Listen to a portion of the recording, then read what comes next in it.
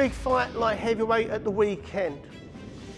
Callum Smith, Artur Beterbiev. The level of opposition has obviously dropped.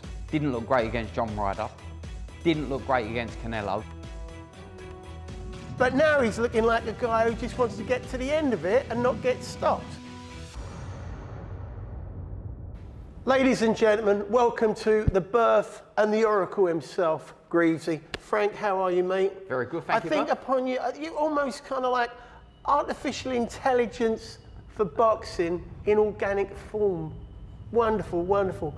How are you, mate? What's happening? I'm really good, mate. Any really news? Good. No, nothing new. Nothing new. Looking spectacular. Trying, mate. Going to actually stretch you this week because we've obviously got. Before we start, actually, can I just apologise for my appearance? I've had a move around with a client earlier, so I've just chucked some stuff on to stay warm because it's quite cold here, and a bit of an homage to Danny Williams. You know, the oversized shorts. People who know will know. Big fight light heavyweight at the weekend. Callum Smith, Artur Beterbiev. Should be a good fight. A lot of people are even suggesting Callum Smith could potentially pull it off. Frank? I don't think he does. I really don't think he does. Can you expand on that? I can, actually, and I will. Callum Smith, to me, obviously a very good fighter. Got some great wins on the record. Obviously, the standout one for me is the George Groves win. His performances of late, obviously since he's gone up to light heavyweight, seem to have sort of gone up a notch, but the level of opposition has obviously dropped. Didn't look great against John Ryder. Didn't look great against Canelo. Kind of, for me, seemed like he was happy to lose in there against Canelo. Can I just stop you there? Because this is a very interesting point you've just raised. Yeah. Now, I come, and you probably hark back to it to some degree, from a generation that used to watch fighters who used to really go for it. It's like, you know, your Hagler Hearns, Chavez's, you know, incredible kind of intensity to win the fight. Yeah. Nowadays, it seems to me that there's a lot of money on the line, I understand that, but you look at these kids now and you think to yourself, he looks like a guy who's having a bit of a go, but now he's looking like a guy who just wants to get to the end of it and not get stopped. Yeah. So the hierarchy of needs seems to have gone from, I want to be the world champion at any cost, to I want to keep the dough and I might not keep it if I get stopped by this lad. So I'll give it a bit of a go for 6 or 7 rounds, maybe 4 or 5, even less, and I'll tuck up for the rest, have a bit of a go, just once in a while, but ultimately I'm here now to stay the course. Yeah, I mean, that could well be the case. You kind of understand it to a point. They're obviously getting paid a lot of dough.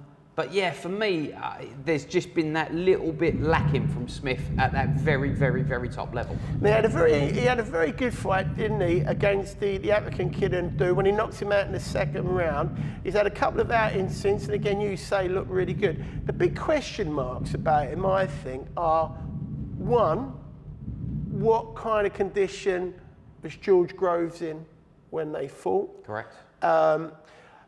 And I think you've got a good point there, because when that shot, when he caught the hook, didn't he, from Groves, and he countered, I don't remember George Groves ever throwing a desperation shot like that, because George Groves obviously had like a brilliant left jab, didn't he?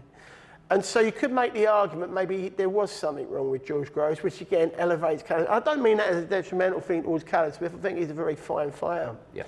But the Ryder fight, he definitely did look to get caught out. Yep. In a fight where he obviously was trying to win it. Yep. And I do agree with you, in the Alvarez fight, he didn't look like he was trying to win it. Yep. But I think there's other things to factor in with this particular fight. And one thing I'm interested in is the Beterbiev type of fighter. Everyone talks about the legend of Beterbiev, from the amateurs, guys who had to fight him. Groves was talking about it the other day on one of his podcasts, wasn't he? That if you got selected to fight him, you knew you were going on. Right, Yep. That was the end of it. To the pros, with, I think Aziz was talking the other day about sparring with him, wasn't he? Correct. So you got 5 or 6 lads he was talking about, and all of them having a conversation before they spar with him, saying, look, you do this, you do that, you do that, and hopefully we should all get through it, Yep. which tells you the sort of monster he is. But there's a funny thing about monsters, you know. They come up against people that slay them. And sometimes it isn't the strength of the person that slays them, but just the monster isn't quite what he was. Now, I've got a mate of mine, and he summed it up brilliantly. He said to me, he said, the trouble you got with Beterbiev is every time he fights, he has to turn it up to 11. What if he turns up one day and there is no 11? Now, this is where I think it's interesting. Because you've gone quiet there, Fred. No. Anthony Yarde, right? If Callum Smith does pull this off, I reckon he owes Anthony Yarde a drink, because that fight that Beterbiev had with Anthony Yarde would have taken a few miles off of him, because that was a tough fight. It was a tough fight. I mean, obviously Yarde I know very well. I was with him. You've worked in the corner with him in the Kovalev fight, didn't you? Yeah. I mean, Yarde has never been lacking for heart. He's shown that in the Kovalev fight. And he can bang. He's certainly shown that in the Beterbiev fight. Now, I agree. Obviously, Beterbiev now is 38. Hasn't got loads of miles on the clock in terms of his pro career, but he had a lot of amateur fights. A lot of amateur fights. But he's had 19 fights, 19 knockouts. The guy clearly has got stone fists. He can clearly whack with both hands. No, to me, he's kind of like in that kind of bracket, not stylistically, of a Golovkin type guy. Very tough, can get hit, can take it, and come back. Now, I'd say his chin wasn't quite as good as Golovkin, actually, but I'd agree with that. I mean, he's been down a few times. We haven't seen Golovkin hit the deck, to my knowledge. And also in sparring, apparently. I did hear a rumour a few years ago that Ovil McKenzie. Ovil McKenzie laid him right out. Exactly right. But he could bang, couldn't he? Ovil could whack. Exactly. Could, yeah. But sorry, carry on. But yeah, so I agree that Beterbiev might not be able to turn it up to 11, but I think Beterbiev at 9 or 10 is still too much for Callum Smith, bearing in mind what Callum has showed us when he's really come up against it. But you're referencing the Alvarez fight there. So just talk to me about the Alvarez fight and Callum Smith, because I know you've got a few ideas. You weren't happy about his approach to that fight at all, were you? Absolutely wasn't, no. Okay, explain why. No. I mean, I just wasn't happy with someone just to be content to sit there for half of the fight and just soak up pressure. And also factoring in that his brother had also fought him, so he thought they'd have had the inside track and a couple of strategies that are a little bit more than that to offer. So you're saying that because of the size of the event and the size of the challenge in front of him, he closed down. But can I ask you this? I'm going to just play devil's advocate here. Having gone through that experience of closing down, could he have grown from it? He could definitely have grown from it. I mean, obviously, being on that stage against Canelo, it doesn't get any bigger than that. I mean, this fight effectively is on a par for him because of where he is in his career. You've always got to win the fight in front of you. But it's no bigger than the Canelo fight in terms of the pressure that's on him. And going into it, you know, laying your head on the pillow the night before the fight, feeling like you're up against it, or knowing that you're going to have a tough one the next day. I mean, there's a lot to be said for that little moment when you're on your own, in your own mind as a fighter. And I think in this day and age, there's a lot of fighters that lack that now. I mean, even a Yarde to a certain extent, going into the Kovalev fight, probably the first time he ever thought he might get beat was going into a fight where he was going to get beat. You know, so there's a lot to be said for that. But again, when you think about Yarde going into the Kovalev fight, Yarde wins the Kovalev fight. I think he got paid about $5 million for that fight, didn't he? $4 million. $4 million. He wins the Kovalev fight. He walks into a $10 to $15 million fight against Saul Canelo Alvarez. So you got that lump of pressure on top of you as well. Callum Smith wins this fight. He walks into the fight against Bivol potentially. It should happen. Obviously, the other lad, Beterbiev's thinking, because Beterbiev's never had a super fight. No. He's never had a super fight. Now, this is another thing that I think is a tick. Sorry. You could say the Vosdick fight was a very big fight. It was a big fight, but to me, I can be honest with you. I'll be honest with you, and I'm in boxing, right? I didn't even know that fight was on. Right? I only found out about it after it happened. Now, that might be because I've got other things to worry about. That's not your concern. But the point I'm making is, ultimately, it wasn't a super fight. A super fight should be something that everyone knows about. Everyone has to see it. To be honest with you, I didn't even think Crawford Spence was a super fight. Only the boxing people, it was a super fight. You ask people in the street, who are they? Didn't know. You say the same about Marvin Hagler when he was fighting Tommy Hearns, everyone knew. Larry Holmes, Jerry Cooney, everyone knew. Different game now. Different game completely. But the point I'm making is that Beterbiev's only super fight is Bivol. Unless Alvarez goes up, and he's not going to do it, is he? I can't see Alvarez going in there. Correct, because he's already taken a spank off at Bivol, and he knows he can't do 12-7. Why would you do it against the monster? So I'm thinking there's another tick in the box of Callum Smith, and the tick is, will Beterbiev, who had to pull out the last fight because of an infection, let's just say it was that, I don't know, might be getting injured in training, you don't know, he's getting older. Yep. Will Beterbiev have an eye on another fight? It's possible, isn't it? It's always possible. It's always possible. Clearly, the Bivol fight is looming out there for the winner of this. Clearly, it's there. It's in your mind. You know, I mean, you could argue that it was in Fury's mind thinking about the Usyk fight going into Ngannou. There's always the next fight when they're talking about, you know, it's virtually made, it's virtually done. Well, we're going to have a big conversation about Usyk versus Fury because obviously the Ngannou thing, he just looked like he didn't try at all. So I do think that's a slightly different situation to this. What I'm saying is if he's got a tooth infection and he's slightly off the boil, he's thought to himself, right, I've got to turn up a bit better than that. Yeah. But nonetheless, it's still, to me, you've seen so much of it. Because they don't fight each other often enough these days. Yes. You know, in the old days, Bivol and Beterbiev, he'd had a fight. Yeah. And then they'd have had another. Yeah. And then they possibly might have had a third and it wouldn't be a big deal. Yeah. Now you're waiting 3, 4, 5 years and then the fights don't happen at all because one of the soppy sods gets knocked out, stopped or loses. Yep. Yep. So you've seen it with Joshua recently, with Wilder. Absolutely. Like Wilder's kind of halfway killed that fight. Yep. White should have taken the dough. But I wonder if Beterbiev, if this isn't another tick in the box for Callum Smith, because obviously Beterbiev might just take his eye off the ball, thinking of Bivol. Now, before I ask you what you think is going to happen this weekend, because I do know what you, unless he's going to tell him anyway, Bivol seems to be timing this all very well, doesn't he? Bivol seems like the consummate pro, doesn't he? He seems like he's doing everything well, not just in the ring, but outside the ring as well. Correct. I'd like to have seen him be a little bit more active. I think he's only been averaging 1 fight a year over the last 2 or 3 years. So I'd like to see him be a bit more active, as you alluded to just now. All these fighters should be fighting each other. They do want to get paid too much. They don't need to. Do they? Excuse me. Yeah, I mean, he should be a little bit more active, but. Yeah, he seems like he's timing everything just about perfect, doesn't he? So, I mean, would you be falling down? Because it wasn't too long ago that it was Beterbiev. No one's beaten Beterbiev. After the Alvarez fight, which I picked perfectly, incidentally, thought he'd be too big, say no more.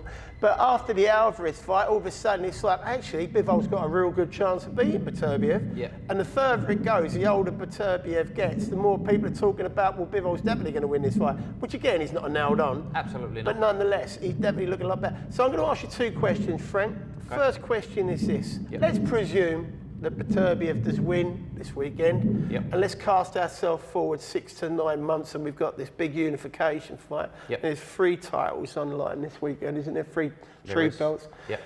Bivol fighting Beterbiev, what happens in that fight? If you were going to pick it right now today. If I was going to pick it right now, I'd go with Bivol. I think his footwork is superior to Beterbiev's. I mean, I can see him having to come for a couple of rocky moments.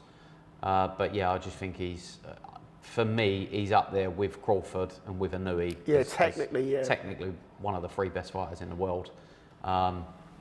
Clearly, again, I mean, Beterbiev's timing, his judgment of distance is superb. You don't achieve what he achieves as an amateur without having those attributes. But yeah, for me, it's Bivol. It's Bivol. I'll go. No, I totally agree with that, and I think you're absolutely right. I think he will have a few rocky moments. The trouble will be for Beterbiev that Bivol will be clever enough not to let him have enough of the sort of moments he needs for him to actually stamp his authority on the fight. Yeah. So again, I'm massive Bivol on it. And again, Beterbiev's an interesting guy because Beterbiev's got a little bit of the Tysons. Now, everyone used to be halfway beaten before they got in the ring. Yeah. Bivol won't be. Definitely not. No. But coming back to this weekend, so I've gone on a slight aside there. Coming back to this weekend, Frank, tell me exactly what happens. Callum Smith versus Artur Beterbiev this weekend. Go.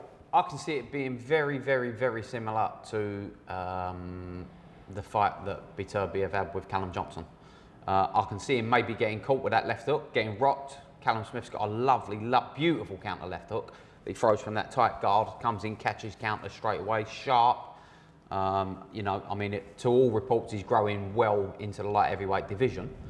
But, again, I see it being very similar to that Callum Johnson fight. Once Beterbiev starts landing, the guy's just got, as we just said earlier, he's got stones for hands. He's just going to break Smith down. He's not going to be able to absorb those shots. He goes to the body well, mixes it up well. It's going to be too much for Smith. I think probably 6-7 rounds. I think Beterbiev stops him. Similar to the Yard fight, is going to be in a very good fight again, but he's going to break him down, gets a stoppage.